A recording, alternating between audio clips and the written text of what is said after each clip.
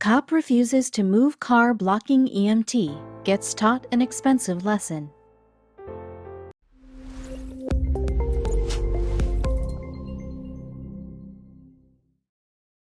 But before we start, please take a moment to give this video a like, subscribe to Happy World, and hit the bell so you'll never miss these great stories. They ran back and forth making sure that they had the proper tools for the job. They were just looking out for everyone's safety.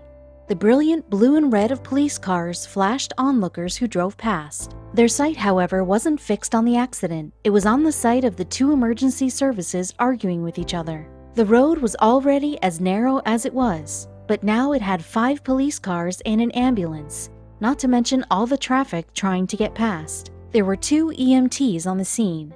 One was trying to stabilize someone injured in the accident, while the other was looking at the cop cars in disdain. The cruisers were blocking them in. With his partner already placing the injured person on a stretcher, Troy ran up to the sergeant on the scene to ask his buddies to move their cruisers. The cop glanced over at the EMT. He had a look on his face that would curdle milk. Finally, after muttering something under his breath, he told the other officer to move their car. This was something they flat out ignored. Troy was so surprised he even took a step back. Would this guy really block an ambulance and refuse to move it? The sergeant wasn't impressed by his subordinate and made a beeline for the cruiser. The door to the cruiser was locked. Troy was getting impatient. He told them, "We really need to get out now." He could see his partner was ready in the ambulance waiting for the car to be moved. Troy felt his patience wearing thin and his temper rising. EMTs were trained to stay calm in the worst situations, but this situation wasn't something he'd ever trained for. The police were supposed to be there to help them with their job, not hinder them. He thought that maybe they could try pushing the thing or smashing its windows. Just then, Troy noticed a tow truck on the other side of the street. Troy could see the man sitting in the cab of his truck, drinking some water. Maybe he could help them, Troy thought. After the sergeant saw what Troy's idea was, he ran to the tow truck and asked the driver if he could help. The driver said that he was called as an extra anyway. They asked him to get the cruiser off the road immediately. "What's your drop rate?" Troy asked the driver. He named his price and the sergeant couldn't help but grin. Troy also started smiling when he looked at the sergeant. But they had work to do, so Troy rushed back to the ambulance and explained everything to his partner. Then they watched what came next. They watched the tow truck do its job as the driver hooked the cable over the hardpoint and turned the lever in his cab. They heard the motor start up. It was a loud drone as the cruiser's front wheels lifted off the tarmac. Then the truck driver towed it to the grass on the side of the road. They could then see the cop who the cruiser belonged to run to the cab and tell the driver what he thought of the situation. Troy heard the rest of what unfolded after they left through the sergeant. From what he was told, the young cop wasn't impressed, to say the least.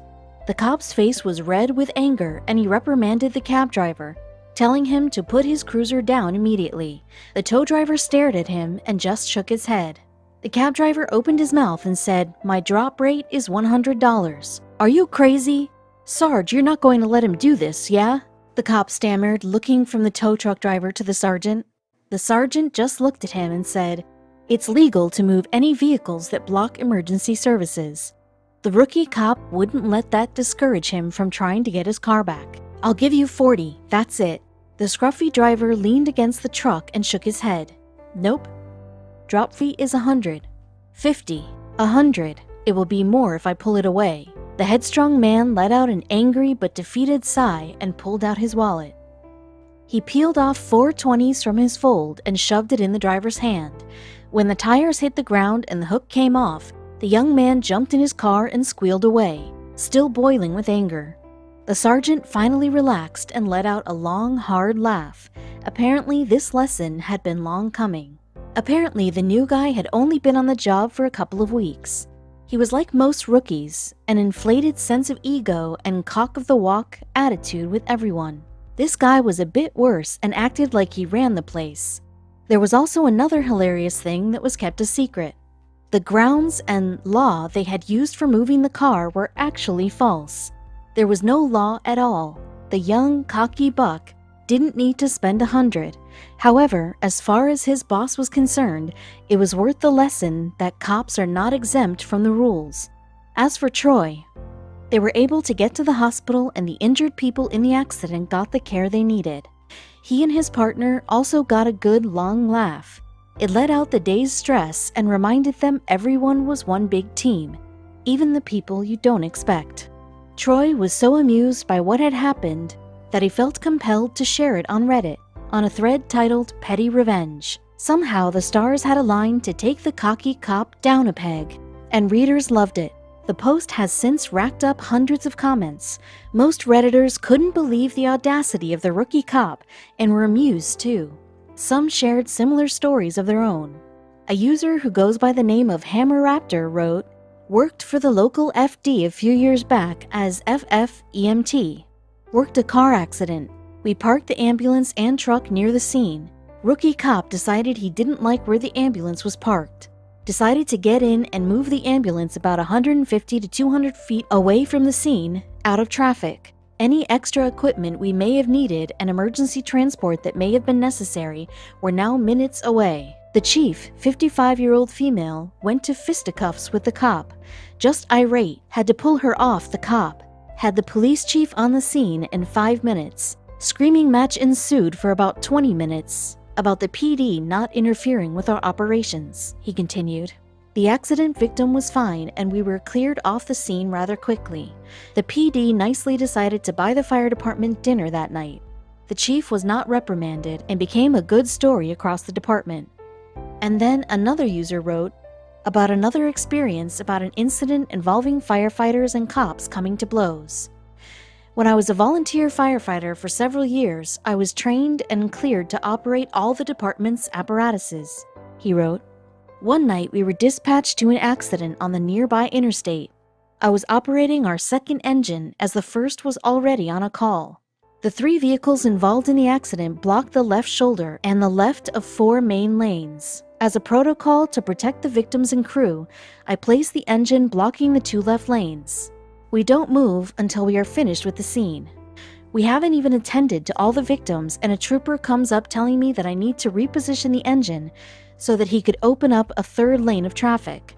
I explained that I needed to protect the victims and my crew until we leave. That part of the conversation goes back and forth for a few times until I walked away to assist at the scene. The trooper comes back to me about a minute later, raising his voice demanding I move the engine," he continued. "I pointed out that we had equipment spread out on the lanes and we needed the space to work in. He walked over to one of the medic crew asking who was the ranking officer on the scene. The 2 firefighters stood up and pointed at me. The look on the trooper's face was priceless. As the trooper walked by me, he stated that he will be addressing this later. A few minutes later, a rescue chief and friend of mine was on the scene and I explained my situation. He smiled and said that he would take care of it. The trooper left me alone that night. It may come as a surprise that emergency workers who not only have to deal with time-critical situations also have to deal with difficult people. Although ambulances have the right of way in almost all situations, after all they're saving lives, you'd be surprised by how many threatening letters EMS crews get. In fact, the West Midlands Ambulance Service said it experienced at least 1 incident of abuse against its staff per day on average. If you genuinely need to leave your house urgently and we are blocking your access, please come and knock on the door where the emergency is taking place. Lee Brentnall, paramedic and ambulance operations manager, pleads. Sometimes we will be able to move the vehicle, for example, if we are treating a patient, but they do not need both of us there at the time, Lee continued.